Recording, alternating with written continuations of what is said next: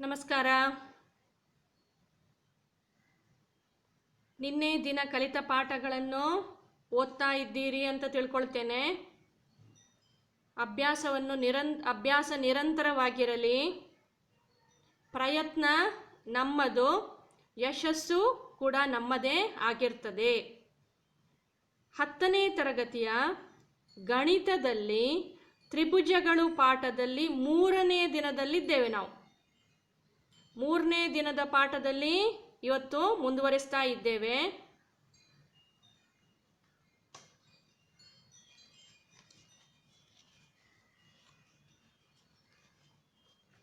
ನಿನ್ನೆ ಅನುರೂಪ ಬಾಹುಗಳು ಮತ್ತು ಅನುರೂಪ ಕೋನಗಳನ್ನು ಕಂಡುಹಿಡಿತಾ ಇದ್ದೆವು. ಸರಿಯಾ? ಈಗ ಅದನ್ನೇ ಮುಂದುವರಿಸುವ.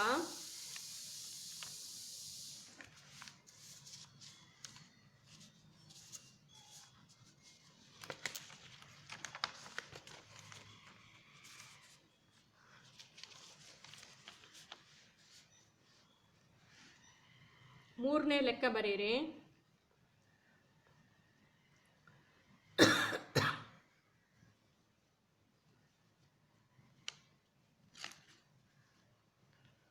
ಚಿತ್ರದಲ್ಲಿ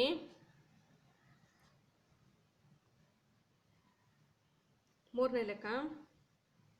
ಚಿತ್ರದಲ್ಲಿ ಅನುರೂಪ ಬಾಹುಗಳು ಮತ್ತು ಅನುರೂಪ ಕೋನದ ಅಳತೆಯನ್ನು ಕಂಡುಹಿಡಿಯಿರಿ.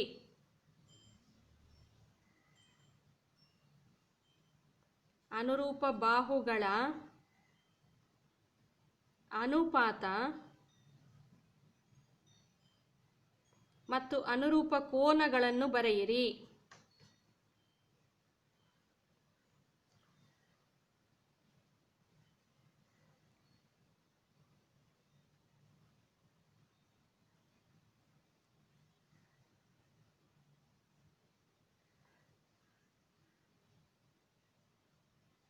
ಈಗ ಒಂದೇ ತ್ರಿಭುಜ ಮಾಡಿ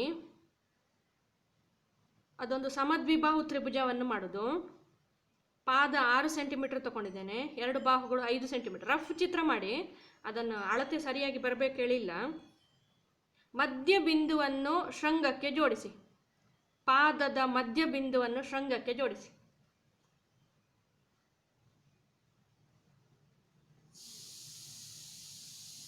ಆಯ್ತಾ? ಈಗ ಇಲ್ಲಿ 2 ಲಂಬ ಕೋನವನ್ನು ಗುರುತಿಸಿ.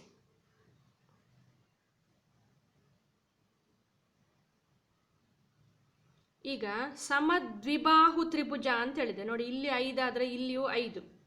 ಆವಾಗ ಯಾವ 2 ಕೋನಗಳು ಒಂದಕ್ಕೊಂದು ಸಮ? ಕೋನ ಬಿಗೆ ಕೋನ ಸಿ ಸಮ. ಸರಿ ಅಲ್ವಾ? ಇನ್ನು ಇಲ್ಲಿ 90 ಡಿಗ್ರಿ 90 ಡಿಗ್ರಿ, ಇದು ಒಂದು 50 ಡಿಗ್ರಿ ಅಂತೇಳಿ ತಗೊಳ್ಳೋ. 90 50 ಎಷ್ಟಾಯಿತು? 140. ಹಾಗಾದರೆ ಈ ಮೂರನೇ ಕೋನ ಎಷ್ಟು? 180ರಲ್ಲಿ 140 ಕಳೆದ್ರೆ 40 ಡಿಗ್ರಿ. ಇಲ್ಲಿಯೂ 90 50, ಇದು 40 ಡಿಗ್ರಿ. ಅಂದರೆ ಈ 2 ಕೋನಗಳು ಒಂದಕ್ಕೊಂದು ಸಮ. ಅದನ್ನು 2 ಗೆರೆಯಿಂದ ಸೂಚಿಸುವ. ಕೋನ ಬಿಗೆ ಕೋನ ಸಿ ಸಮ. ಎ ಬಿಂದುವಿನಲ್ಲಿ ಉಂಟಾದ 2 ಕೋನಗಳು ಒಂದಕ್ಕೊಂದು ಸಮ. ಡಿ ಬಿಂದುವಿನಲ್ಲಿ ಉಂಟಾದ 2 ಕೋನಗಳು 90 ಡಿಗ್ರಿಗೆ ಸಮ. ಈಗ ಅನುರೂಪ ಬಾಹುಗಳ ಅನುಪಾತ ಹೇಳ್ಬೋದಾ? ಇದು ಮಧ್ಯ ಬಿಂದು ಅಂತ ಹೇಳಿದ್ರೆ ಬಿ ಡಿಯ ಉದ್ದವು ಸಿ ಡಿಯ ಉದ್ದಕ್ಕೆ ಸಮ ಅಲ್ವಾ? ಸಮನಾದ ಬಾಹುಗಳು ಎ ಬಿ ಮತ್ತು ಎ ಸಿ. ಎ ಬಿ ಭಾಗಿಸು ಎ ಸಿ ಸಮ 1:1.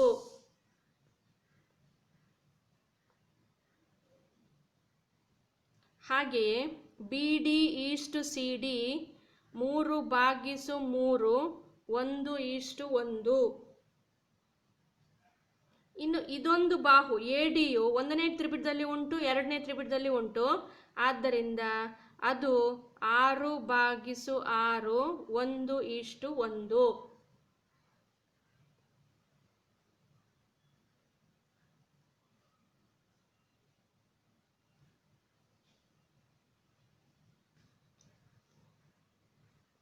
ಅನುಪಾತಗಳು ಸಮನಾಗಿರ್ತವೆ. ಇಲ್ಲಿಯೂ ಅದೇ, ಇಲ್ಲಿಯೂ ಅದೇ, ಇಲ್ಲಿಯೂ ಅದೇ ಅಲ್ವಾ? ಈಗ ಕೋನಗಳ ಅಳತೆಗಳನ್ನು ಬರೆಯುವ. ಕೋನ ಬಿಗೆ ಸಮನಾದ ಕೋನ ಯಾವುದು? ಸಮದ್ವಿಬಾಹು ತ್ರಿಭುಜದ ಕೋನಗಳು ಯಾವುದೆಲ್ಲ? ಬಿ ಮತ್ತು ಸಿ.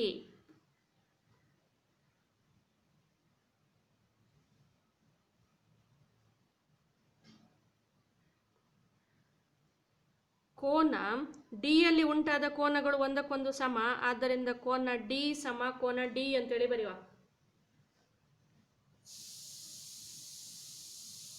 ಇನ್ನು ಎ ಯಲ್ಲಿ ಉಂಟಾದ ಕೋನಗಳು ಸಮ, ಅದನ್ನು 3 ಅಕ್ಷರ ಉಪಯೋಗಿಸಿ ಬಿ ಎ ಡಿ ಮತ್ತು ಸಿ ಎ ಡಿ ಅಂತೇಳಿ ಬರೆಯುವ.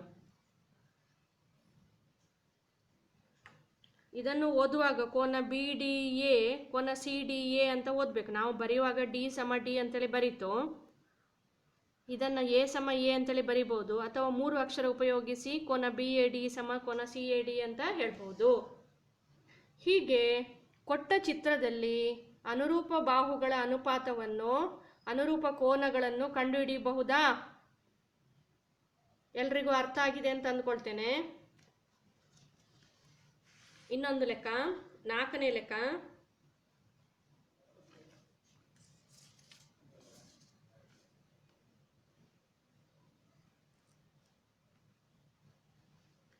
ಒಂದು ತ್ರಿಭುಜ ಕೊಟ್ಟಿದ್ದಾರೆ, ಅದರಲ್ಲಿ ಪಾದಕ್ಕೆ ಸಮಾನಾಂತರವಾಗಿ ಒಂದು ರೇಖೆಯನ್ನು ಎಳೆದಿದ್ದಾರೆ. ಪಾದಕ್ಕೆ ಸಮಾನಾಂತರವಾಗಿ ಒಂದು ರೇಖೆಯನ್ನು ಎಳೆದಿದ್ದಾರೆ.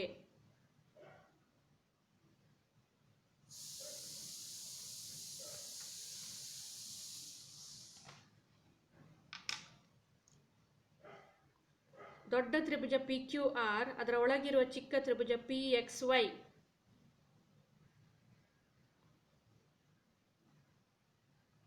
ಕೊಟ್ಟ ಅಳತೆಗಳನ್ನು ಬರೆಯಿರಿ.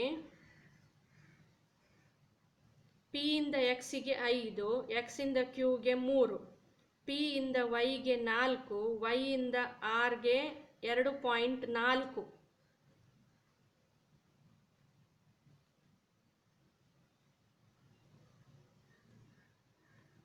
ಇಲ್ಲಿಂದ ಇಲ್ಲಿಗೆ 5, ಇಲ್ಲಿಂದ 3, ಇಲ್ಲಿಂದ ಇಲ್ಲಿಗೆ 4, ಇಲ್ಲಿಂದ 2.4.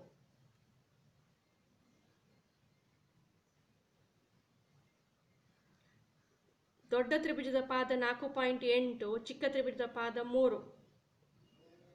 ಸಮಾನಾಂತರಕ್ಕೆ 2 ಬಾಣ ಗುರುತು ಹಾಕಿ.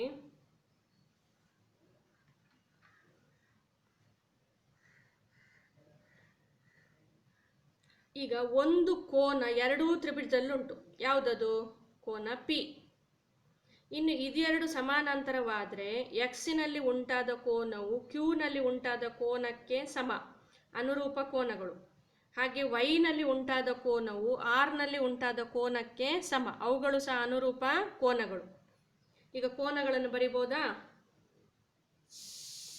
ಪಿ ಎರಡರಲ್ಲಿಯೂ ಉಂಟು, ಆದ್ದರಿಂದ ಕೋನ ಪಿ ಸಮ ಕೋನ ಪಿ.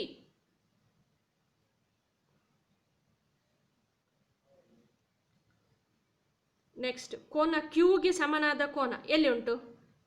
ಆರ್ನಲ್ಲುಂಟಾ, ವೈಯಲ್ಲುಂಟಾ, ಎಕ್ಸ್ನಲ್ಲುಂಟಾ? ಎಕ್ಸ್ನಲ್ಲುಂಟು. ಆರ್ಗೆ ಸಮನಾದ ಕೋನ ವೈ. ಪಿಗೆ ಪಿ ಎ ಸಮನಾದ ಕೋನ, ಕ್ಯೂವಿಗೆ ಎಕ್ಸ್ ಸಮನಾದ ಕೋನ, ಆರ್ಗೆ ಸಮನಾದ ಕೋನ ವೈ. ಈಗ ಸಮನಾದ ಬಾಹುಗಳ ಅನುಪಾತ, ದೊಡ್ಡ ತ್ರಿಭುಜದ ಬಾಹು ಚಿಕ್ಕ ತ್ರಿಭುಜದ ಬಾಹು ಕಾಣ್ತಾ ಉಂಟಾ? ದೊಡ್ಡ ತ್ರಿಭುಜದ್ದು ಪಿ ಕ್ಯೂ, ಚಿಕ್ಕ ತ್ರಿಭುಜದ್ದು ಪಿ ಎಕ್ಸ್. ಪಿ ಕ್ಯೂ ಆಗಬೇಕಾದ್ರೆ ಪಿ ಎಕ್ಸಿಗೆ ಎಕ್ಸ್ ಕ್ಯೂ ಅನ್ನು ಕೂಡಿಸಬೇಕು. ಇಲ್ಲಿಂದ ಇಲ್ಲಿಗೆ 5, ಇಲ್ಲಿಂದ ಇಲ್ಲಿಗೆ 3, ಒಟ್ಟು ಎಷ್ಟು? 8 ಭಾಗಿಸು 5. ಅನುರೂಪ ಬಾಹುಗಳ ಅನುಪಾತ ಎಳಿಬರಿ. ಅನುರೂಪ ಬಾಹುಗಳ ಅನುಪಾತ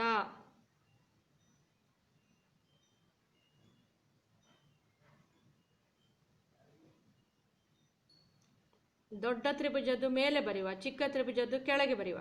ಪಿ ಕ್ಯೂ ಭಾಗಿಸು ಪಿ ಎಕ್ಸ್ ಸಮ 8 ಭಾಗಿಸು 5. ಇನ್ನು ಹಾಗೆ ಪಿ ಆರ್ ಅನ್ನು ಕಂಡುಹಿಡಿಬೇಕಾದ್ರೆ ಪಿ ವೈಗೆ ವೈ ಆರ್ ಅನ್ನು ಕೂಡಿಸಬೇಕು. ಎಷ್ಟಕ್ಕೆ ಎಷ್ಟನ್ನು ಕೂಡಿಸಬೇಕು? 4ಕ್ಕೆ 2.4 ಕೂಡಿಸಿದರೆ 6.4 ಭಾಗಿಸು 4.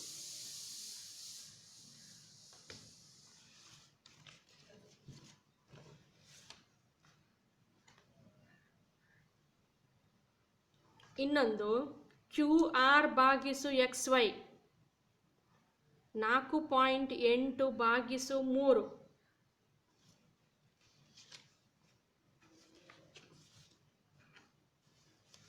ಈಗ 8 ಭಾಗಿಸು 5 ಸುಲಭ ರೂಪಕ್ಕೆ ತರುವ. 5 1 5 ಮತ್ತು 3 ಉಳಿತು, 30 6. 1.6 ಭಾಗಿಸು 1 ಅಲ್ವಾ. ನೆಕ್ಸ್ಟ್ 6.4 ಭಾಗಿಸು 4. 4 1 4 24. ಇಲ್ಲಿ ಸಹ 1.6 ಭಾಗಿಸು 1 1.6:1. ಮೂರನೇದು ನೋಡುವ. 4.8 ಭಾಗಿಸು 3 3 1 ಉಳಿದ್ರೆ 18 ಆಯಿತು. 1.6 ಭಾಗಿಸು 1 1.6:1. ಮೂರೂ ಸಂದರ್ಭಗಳಲ್ಲಿ ಅನುಪಾತವು 1.6:1 ಆಗಿರುವುದು ಕಂಡುಬರ್ತದೆ ಅಲ್ವಾ. ಹೌದಾ ಅಲ್ವಾ. ಇಲ್ಲಿ ಸಹ 1.6:1, ಇಲ್ಲಿ ಸಹ 1.6:1, ಇಲ್ಲಿ ಸಹ 1.6:1. ಈಗ 5ನೇ ಲೆಕ್ಕ ಮಾಡುವ.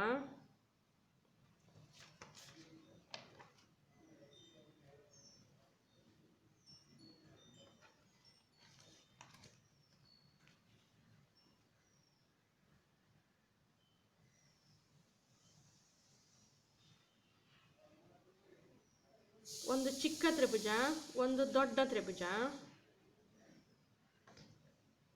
ಇದರಲ್ಲಿ ಕೋನ 60 50, ಇದರಲ್ಲಿ ಕೋನ 70 60.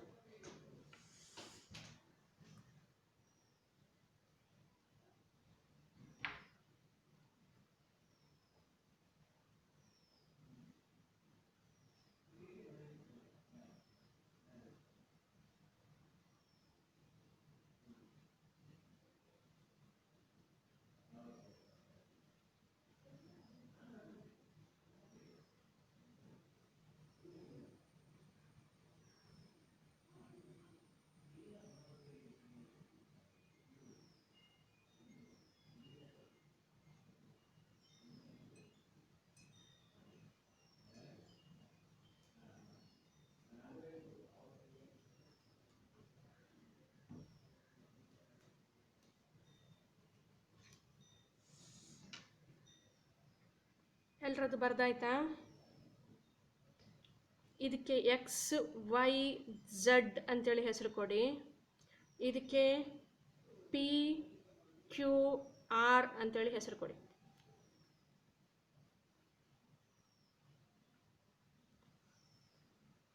ಈಗ ಇದರಲ್ಲಿ 2 ಕೋನ ಕೊಟ್ಟಿದ್ದಾರೆ. 3ನೇ ಕೋನದ ಅಳತೆ ಹೇಳ್ಬೋದಾ. 60 50 ಕೂಡಿಸಿದರೆ ಎಷ್ಟು? 110. ಎಷ್ಟರಲ್ಲಿ ಕಳಿಬೇಕು? 180ರಲ್ಲಿ ಕಳಿಬೇಕು. ಎಷ್ಟು ಬಂತು? 70. ಹಾಗಾದರೆ 3ನೇ ಕೋನದ ಅಳತೆ ಎಷ್ಟು? 70 ಡಿಗ್ರಿ. ಈಗ ನೋಡಿ 3 ಕೋನಗಳು 50 60 70. 50 60 70. ಇಲ್ಲಿ 2 ಕೋನ ಕೊಟ್ಟಿದ್ದಾರೆ 60 70 60 70. ಹಾಗಾದರೆ 3ನೇ ಕೋನ ಎಷ್ಟು? 50 ಡಿಗ್ರಿ.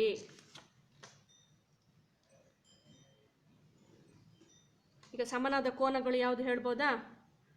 ಎಕ್ಸ್ ಎಷ್ಟು? 70 ಡಿಗ್ರಿ. 70 ಡಿಗ್ರಿ ಇಲ್ಲಿ ಎಲ್ಲಿ ಉಂಟು? ಪಿ ಯಲ್ಲಿ ಉಂಟು. ನೆಕ್ಸ್ಟ್ ವೈ ಎಷ್ಟು? 60. 60 ಎಲ್ಲಿ ಉಂಟು? ಕೋನ ಕ್ಯೂನಲ್ಲಿ ಉಂಟು. ಉಳಿದದ್ದು ಮೂರನೇದು R. X P, Y Q, Z R. X P, Y Q, Z R. ಆಯಿತಾ? ಈಗ ಅನುರೂಪ ಬಾಹುಗಳನ್ನು ಬರಿಬೇಕು. ಸಮನಾದ ಕೋನಗಳ ಎದುರುಗಡೆ ಇರುವಂತಹ ಕೋನಗಳು 50ರ ಎದುರುಗಡೆ ಇರುವುದು 50ರ ಎದುರುಗಡೆ ಇರುವುದಕ್ಕೆ ಸಮ. 50ರ ಎದುರುಗಡೆ ಇರುವುದು ಯಾವುದು? XY. ಇಲ್ಲಿ ಇರುವುದು ಯಾವುದು? P Q. ಇಲ್ಲಿ ಬಾಣ ಗುರುತು ಹಾಕಬೇಕು, ಸಮ ಚಿಹ್ನೆ ಅಲ್ಲ.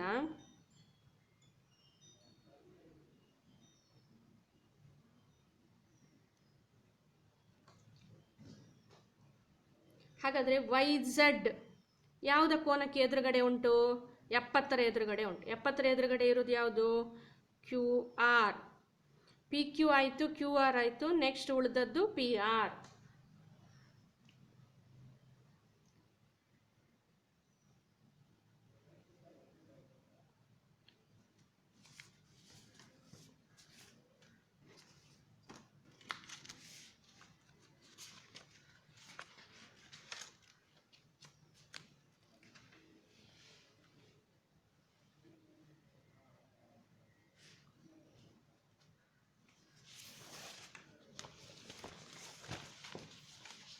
ಈಗ ಮಾಡಿದ ಲೆಕ್ಕಗಳನ್ನೇ ನೋಡುವ. ಅನುರೂಪ ಬಾಹುಗಳ ಅನುಪಾತಗಳು ಸಮ.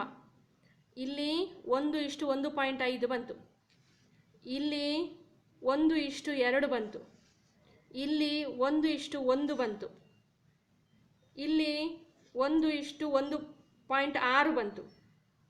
ಇಲ್ಲಿ ಅಳತೆಯನ್ನು ಕೊಡಲಿಲ್ಲ. ಈ ರೀತಿಯಾಗಿ ಸಮಾನುಪಾತದಲ್ಲಿ ಬಾಹುಗಳು ಇರುವ ತ್ರಿಭುಜಗಳು, ಸಮಾನುಪಾತದಲ್ಲಿ ಬಾಹುಗಳು ಇದ್ದರೆ ಮತ್ತು ಕೋನಗಳು ಸಮನಾದರೆ, ಇದರ 3 ಕೋನಕ್ಕೆ ಇದರ 3 ಕೋನ ಸಮ, ಇದರ 3 ಕೋನಕ್ಕೆ ಇದರ 3 ಕೋನ ಸಮ, ಸಣ್ಣ ತ್ರಿಭುಜದ 3 ಕೋನಕ್ಕೆ ದೊಡ್ಡ ತ್ರಿಭುಜದ 3 ಕೋನಗಳು ಸಮ, ಇದರ 3 ಕೋನಕ್ಕೆ ಇದರ 3 ಕೋನ ಸಮನಾದರೆ ಅಂತಹ ತ್ರಿಭುಜಗಳನ್ನು ಸಮರೂಪ ತ್ರಿಭುಜಗಳು ಅಂತೇಳಿ ಕರೆಯುತ್ತಾರೆ. ಈಗ ಅದರ ವಿವರಣೆಯನ್ನು ಬರೆಯುವ. ಎರಡು ತ್ರಿಭುಜಗಳು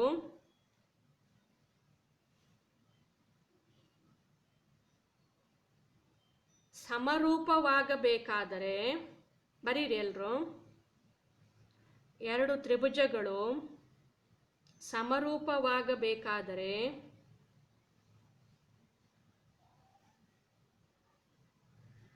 ಕಂಡೀಷನ್ 1, ಅವುಗಳ ಅನುರೂಪ ಕೋನಗಳು ಸಮವಾಗಿರಬೇಕು.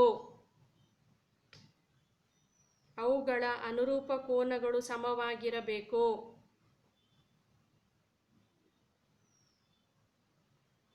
ಎರಡು ತ್ರಿಭುಜಗಳು ಸಮರೂಪವಾಗಬೇಕಾದರೆ ಅವುಗಳ ಅನುರೂಪ ಕೋನಗಳು ಸಮವಾಗಿರಬೇಕು.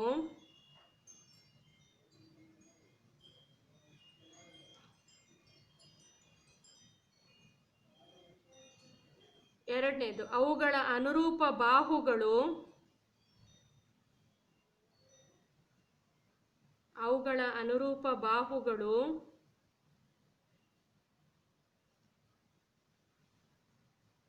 ಸಮಾನುಪಾತದಲ್ಲಿರಬೇಕು.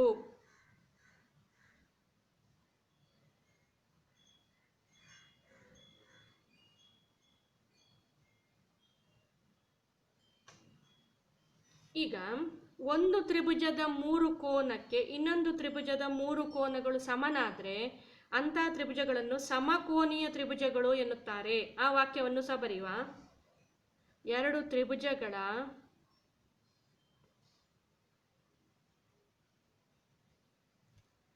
ಅನುರೂಪ ಕೋನಗಳು ಸಮನಾದರೆ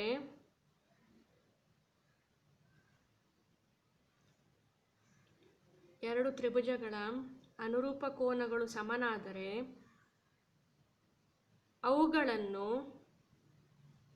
ಸಮಕೋನೀಯ ತ್ರಿಭುಜಗಳು ಎನ್ನುತ್ತಾರೆ. ಅವುಗಳನ್ನು ಸಮಕೋನೀಯ ತ್ರಿಭುಜಗಳು ಎನ್ನುತ್ತಾರೆ.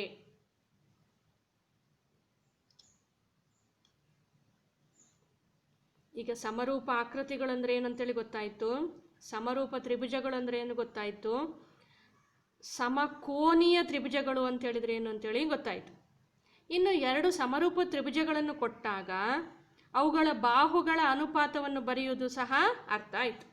ಈಗ ನೆಕ್ಸ್ಟ್ ಒಂದು 3 ಬಿಟ್ಟ ಪದವನ್ನು ಸೂಕ್ತ ಉತ್ತರದಿಂದ ಭರ್ತಿ ಮಾಡುವ. ಬಿಟ್ಟ ಪದ ಭರ್ತಿ ಮಾಡಿ.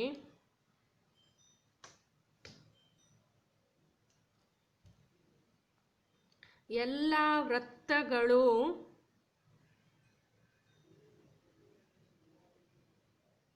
ಬ್ರಾಕೆಟ್ನಲ್ಲಿ ಸರ್ವ ಸಮ ಸಮರೂಪ, ಇದರಲ್ಲಿ ಒಂದು ಉತ್ತರವನ್ನು ಬರಿಬೇಕು.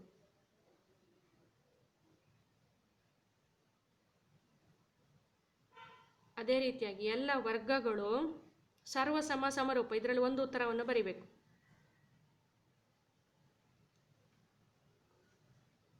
ಮೂರನೇದು, ಎಲ್ಲ ಡ್ಯಾಶ್ ತ್ರಿಭುಜಗಳು ಸಮರೂಪ, ಸಮದ್ವಿಬಾಹು ತ್ರಿಭುಜಗಳ ಸಮಬಾಹು ತ್ರಿಭುಜಗಳ ಅಂತ ಬರಿಬೇಕು.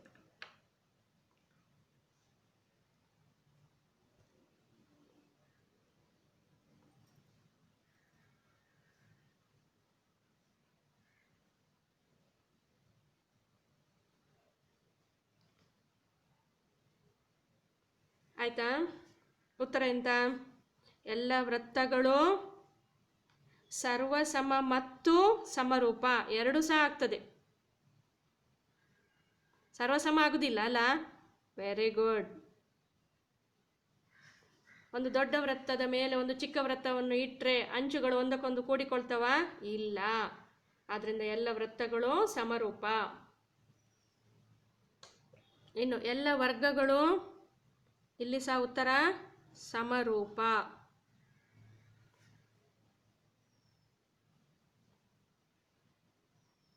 ಯಾವ ಎರಡು ತ್ರಿಭುಜಗಳು ಸಮರೂಪ ತ್ರಿಭುಜಗಳು? ಸಮಬಾಹು ತ್ರಿಭುಜಗಳು ಮಾತ್ರ.